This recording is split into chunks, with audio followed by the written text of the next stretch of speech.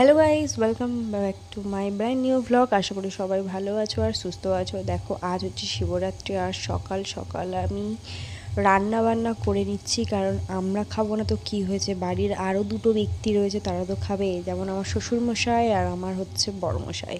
তো তাদের জন্য করেছি ঢ্যাঁড়স দিয়ে, আলু দিয়ে, অল্প একটু কুমড়ো দিয়ে একটু মাখা মাখা তরকারি করেছি, ডাল করেছি, আলু ভেজেছি আর একটা তরকারি করেছি।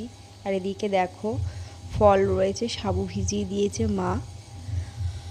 তো রান্না বান্না সেরে স্নান টান করে নিয়ে বাড়ির ছোট্ট করে আমাদের যে শিব রয়েছে তাকে জল ঢেলে আমি একটু রেস্ট নিয়েছিলাম, তো সেগুলো আর নেওয়া হয়নি ভিডিও ক্লিপ। তো যাই হোক, দেখো আলতা পরবো বলে বসেছি আর উল্টো দিকে নেল পলিশ পরেছিলাম, আর এই দেখো সঙ্গে সঙ্গে পড়ে গেছে হাত লেগে। আর এখনও আলতা পরিনি, আর পুজো আর্চার দিন একটু আলতা পরলে দেখতেও ভালো লাগে, যেহেতু আমি একটা বিবাহিত মহিলা। তো ওই জন্য আলতাটা পরবো বলে বসেছি, আর অবস্থা দেখো মুখ চোখে, সেটা না দেখাই ভালো। যাই হোক, আলতা পরে নিয়েছি, আর আমার আলতা পা কেমন লাগছে সেটা দেখো। ডিজাইন ভালো করতে পারিনি, আর করা মাত্রই আর কি পুরো ঘেটে গেছে। যাই হোক, আমি রেডি হয়ে গেছি, আর আমাকে এই লুকটাতে কেমন লাগছে সেটা অবশ্যই জানিও, পুরো লুকটা দেখে নাও।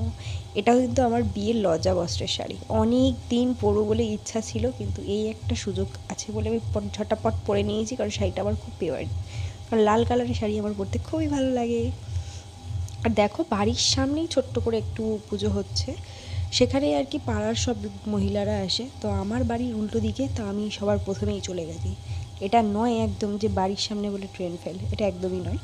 তো সবার ফার্স্ট পৌঁছে গেছি, ঠাকুরমশাই ওদিকে গোছন গাছন করছে, আমি বললাম আমি একটু হেল্প করলো করে দেবো কি, ঠাকুরমশাই বললো না থাক তুমি বসো।